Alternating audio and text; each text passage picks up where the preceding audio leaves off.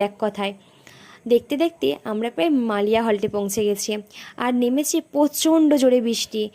মানে এত ঝাপটা দিচ্ছিল, ওরা দুজন মিলে চেষ্টা করছিল এই পাল্লাটাকে নামানোর, কিন্তু এত চাপ, মানে ওরা দুজন মিলেও পারছিল না। আর এদিকে ট্রেনে বেশ ভালোই ভিড় হয়েছিল, চারিদিকে প্রচণ্ড ঝাপটা দিচ্ছিল, যত জানলা দরজা ছিল সব এঁটে দিয়েছে।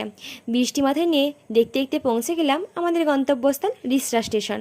তখনও বৃষ্টি আমাদের পিছু ছাড়ছে না, দেখে তো মনে হচ্ছে আজকে সারাদিনই বৃষ্টি আমাদের পিছু ছাড়বে না।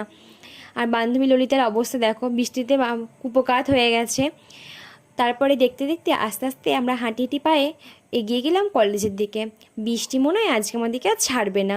আর ওর অবস্থাটা দেখো, আর এদিকে 4টে কুকুর আরামসে ঘুমাচ্ছিল, ওদিকে দিকে বেশ ভালো লাগছিল। বাড়ি থেকে আমাদের কলেজের দূরত্ব যথেষ্ট বেশি, তাই আমাদের দুজনেরই উচিত কিছু হালকা করে টিফিন নিয়ে আসা, কিন্তু আমরা তো গুণবতী মেয়ে, তা কেন করব।